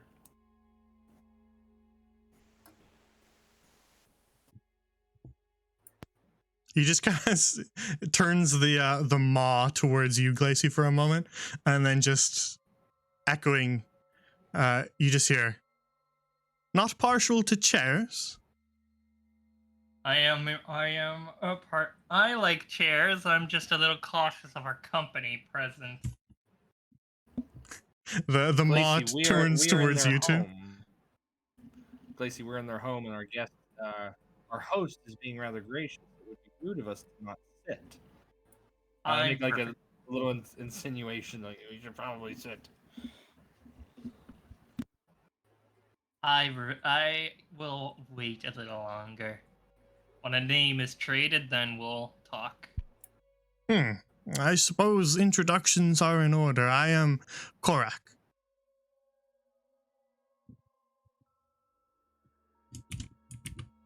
It's nice to meet you, Korak.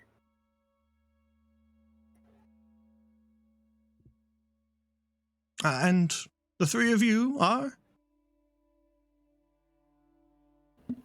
I am Adam Autumn, and these are my associates. And I motion to Iris and then to Glacy to make their own introductions. I refuse to introduce them because they might want to use a different name or something. My name is Iris Moonmender. It's a pleasure. Nice to meet you as well. And the last one? Glacia Lavondaine. She gives a little two-finger salute.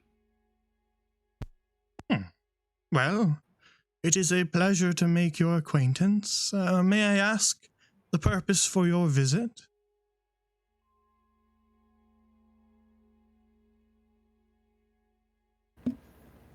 Looks to the other two.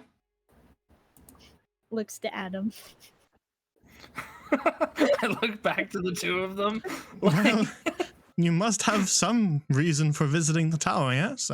You're not just stranded, are you?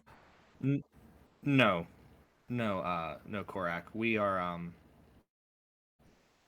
members of the crew of the Valinor Hawk, and we are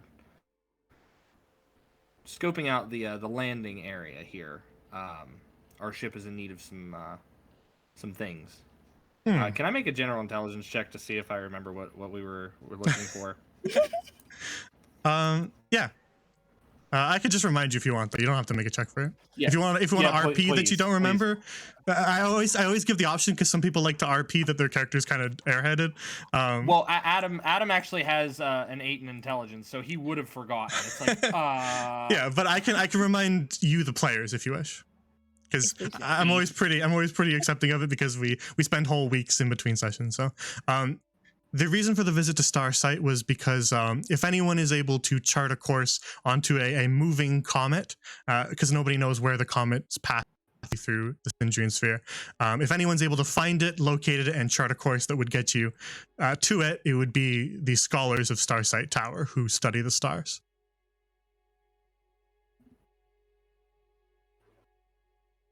okay, Adam, he So, blanks for a second. You need a chart that will get you to Galahad's arrow.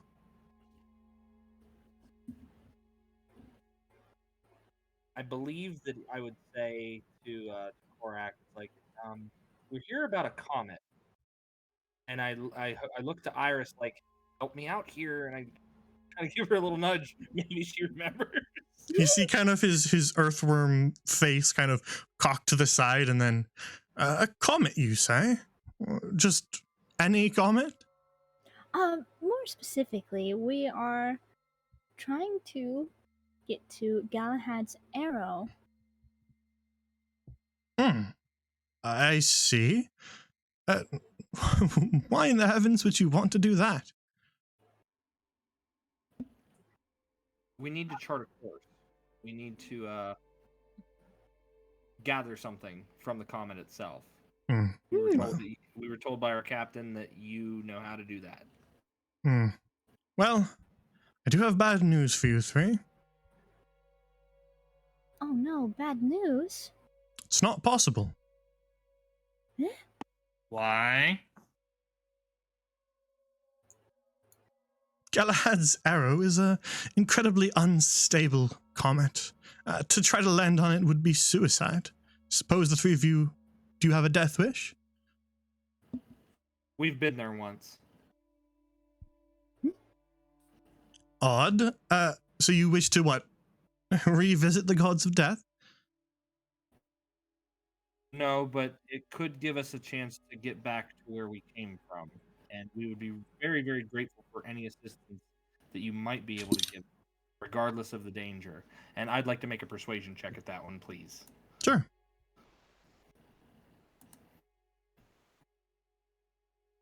Not bad. You see Korak kind of just bob his head from side to side. It's a little bit hard to read his body language because he's so foreign to you. But eventually he just kind of pauses, and then you hear the echo again as he says, a determined sort, are you? Yeah, we're pretty stubborn, especially me. Very well then. I suppose I could chart a course for you. It will take some time, though. Fine time. Well, at least a couple hours. How rude of me. I haven't even offered you tea. Would you like some? Oh, wait, thank you. Please, thank you, Korak. I'm game. Give me like 2 seconds. Continue. Keep playing. So is that one wants to stand still, yes? And then he messes around with the teapot for a little bit, and then you see him kind of tap one of his claws, and it almost immediately begins to steam. And then he gives you kind of each a little cup, and one for himself, and says, "Well, shall I pour you some? Who all wants tea?" Oh, yes, please. You all sound like you're not from around here. We're not. We're from far, far away. Then you will have not had tea like this, yes? Probably not. Well, you are in for a treat then. And he pours you each kind of a little teacup full of steaming blue tea.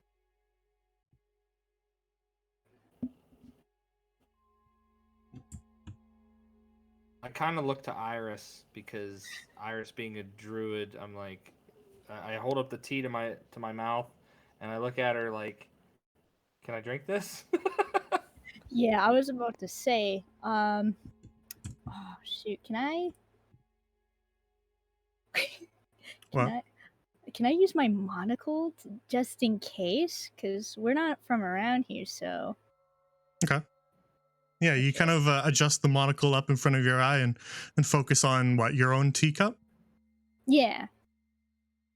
That teacup, Iris, it's glowing. Uh-oh. That teacup is poisoned. I'm going to. He sees you kind of pause as you hold the teacup and just like stare at it, and he goes, "Is it cold? Is it what? Is it cold or something?" I look to Adam and Lacey, trying to like. Just try to like. How would I say? Discreetly shake my head no to not drink it.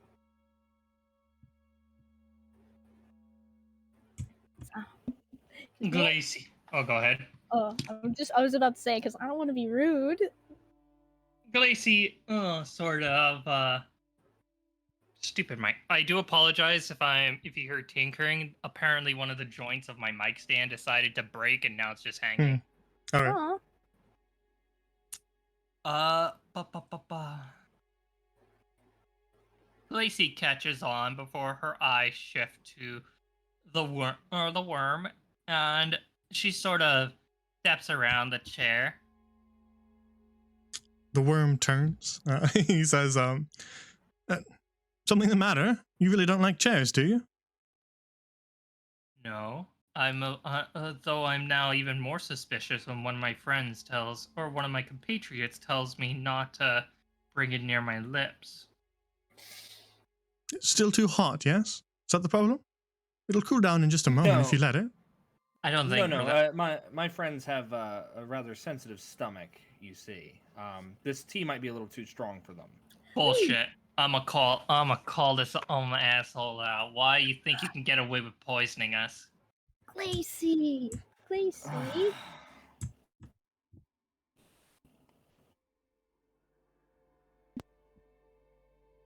What do you say, Glacy? What do you say? Oh, I said I'ma call them out. You think you can just spike our drinks and get away with it? He kind of just stares at the three of you for a moment with as best he can, and just says, "I'm sorry. You did say you were far away. Perhaps it's not to your constitution." I'm gonna give Glacy a look, and then say, I don't think this tea would really suit us. I do apologize. It's such a waste. Iris, can you make a perception check for me? Oh, can I? Okay, my bad.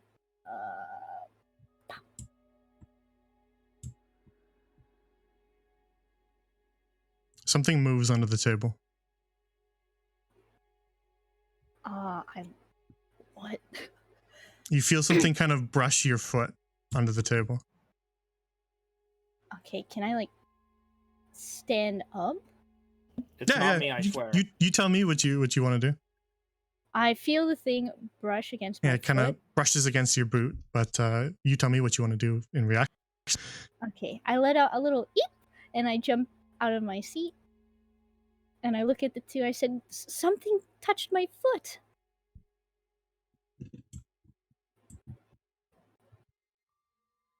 Okay, how do you react, you two? Korak has kind of backed himself up against the counter, and then all of a sudden, from behind two of you, I guess both of you would kind of be looking at Korak, but from behind you, you hear Iris yelp a little bit, and then you turn back to see her talking about something under the table. What do the two of you do? I stand up and I back out to here, and I try to see what's under the table. All my fingers are on the side of my goggles. Yeah, so you quickly kind of glance under the table, and you see, at first it just looked like some sort of like bump in the rug.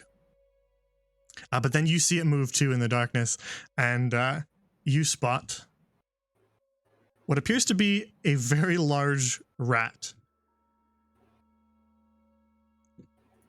At first, it looks like an ordinary rat, just a little bit bigger than you're used to. But you might have seen some pretty big bilge rats in your time. And then you notice a purple glow from its head as you notice an exposed brain. Glacy immediately charges for the guy, dagger drawn. Glacy, stand down. He is on his guard as well. So if you're going to make a hostile action, then we'll just do an initiative roll.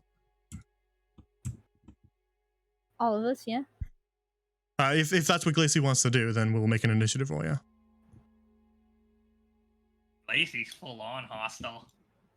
Unless anybody wants to shout something to try to stop Glacy, then we can just do the initiative roll. Yeah.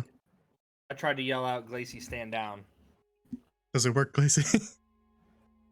Let's find out. It will be by the flip of a coin. By the dice, yeah. What does that mean? You win this round. Glacy was ready to strike, but just stops before about right here. No, if you're making any movement towards him, then it's initiative. Okay, then. So just as you take one step forward, Adam yells that, and then it works, so you freeze, as according to your dice roll. Okay, and Tenchi is still drawn or had reached for her knife. Yeah, you reach for it, Dagger. but you kind of pause a little bit as Adam yells out. So Adam, you've successfully stopped everybody from doing anything. What do you do now? I keep my fingers near my goggles, and I look at the rat with its brain visible, and I look to Korak. It's like, Korak, we've come here seeking answers, and we're getting nothing but suspicious vibes from you. What's going on here? That's just a harmless pet. I have lots of them. And you see him kind of reach his claws out to both sides of him as he extends them. And from underneath the bookshelves and from under this kind of smashed up crate near you, Adam, from the crates beyond near the fireplace, and again from under the bookshelf, more of those cranium rats begin to crawl out.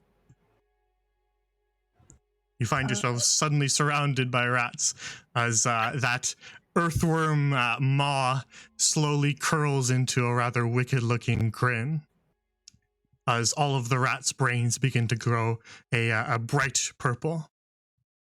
That'll be your initiative roll because he's initiating combat. Oh no, the rats. Okay.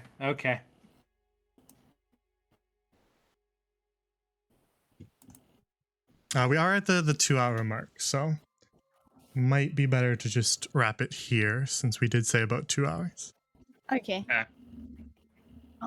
That's Are we fair. gonna- Keep the initiative for Yeah, you next guys roll time, your or- initiative. okay. We'll save the initiative. Yeah,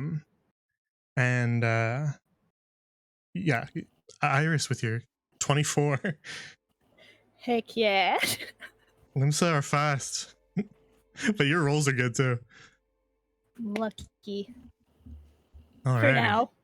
So we'll For return now. to this. We'll get right into a combat encounter right off the top. Next session. We'll keep those same initiative rolls. They were mostly pretty good.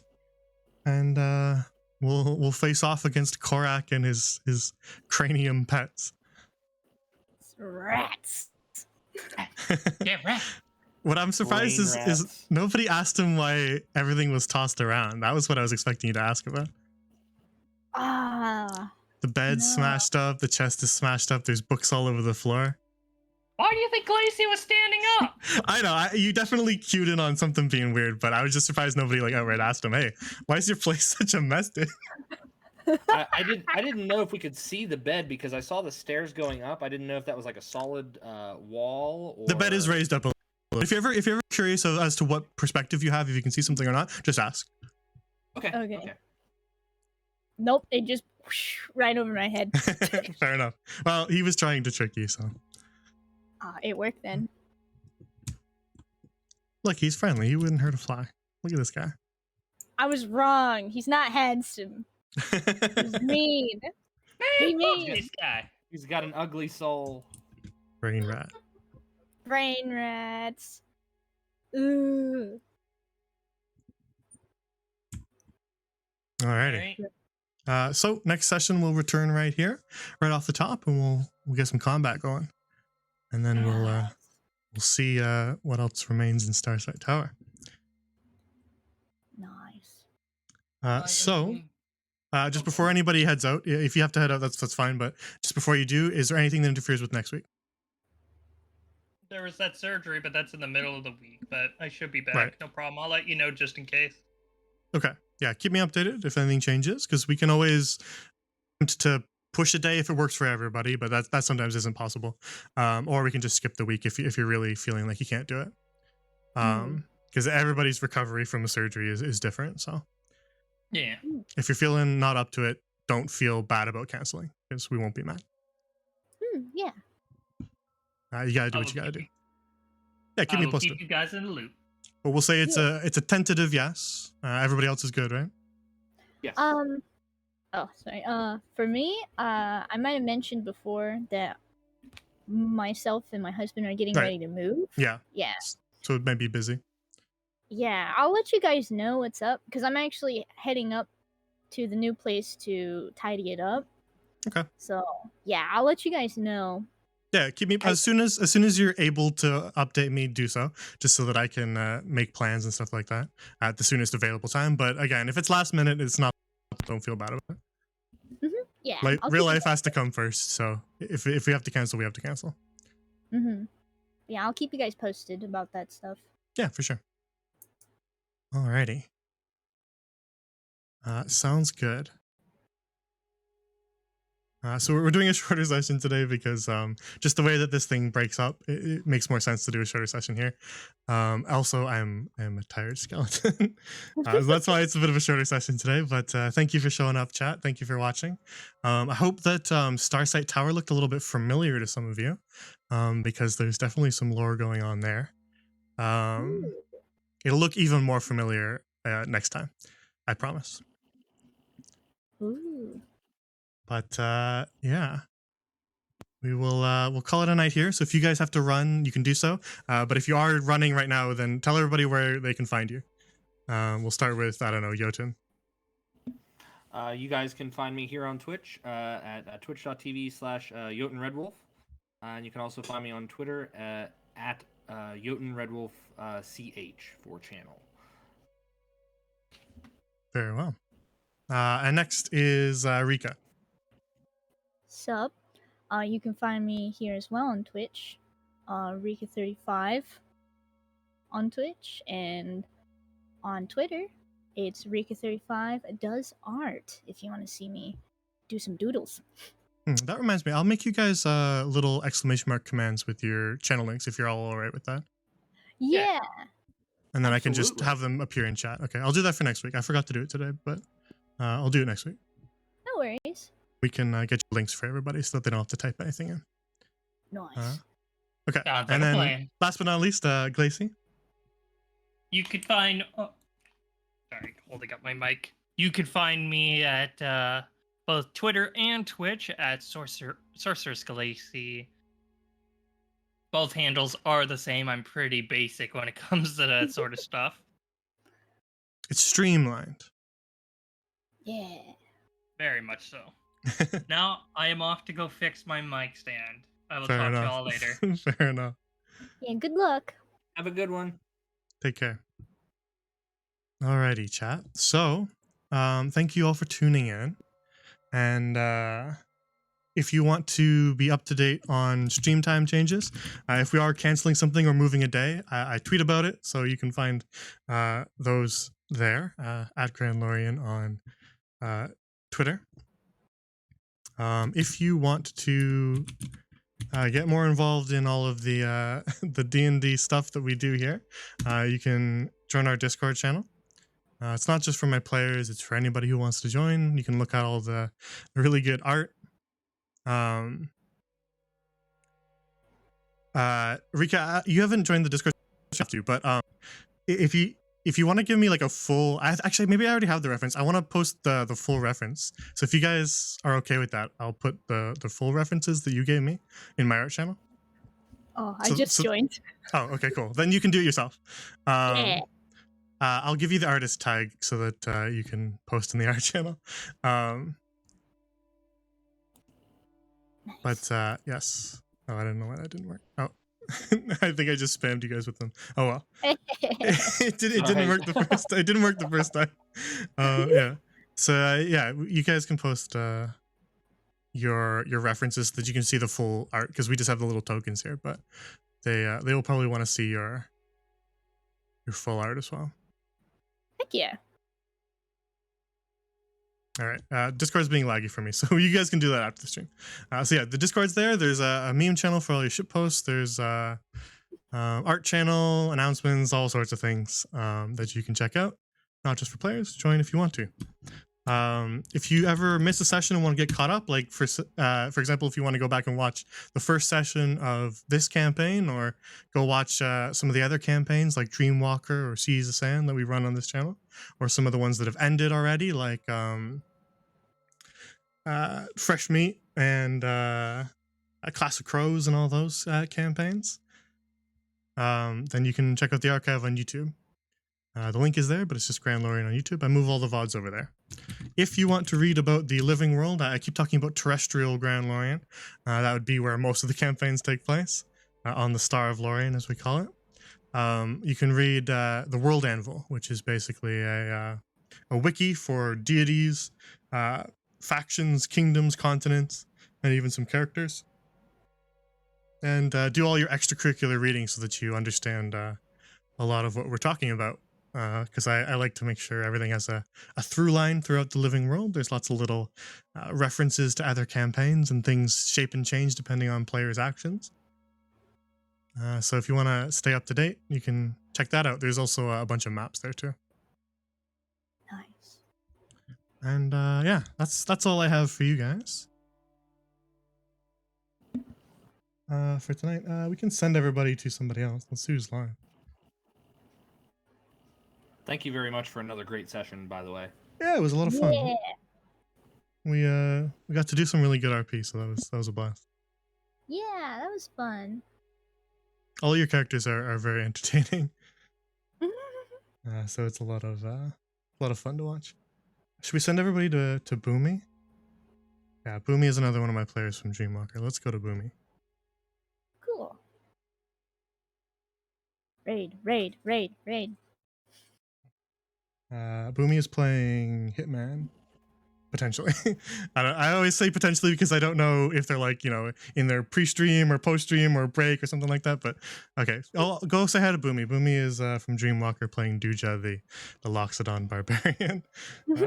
So thanks for watching. Have a good night, and I'll see you guys when I see you, I guess. Yeah. Bye-bye, everyone. Bye-bye. Have a good night, everybody.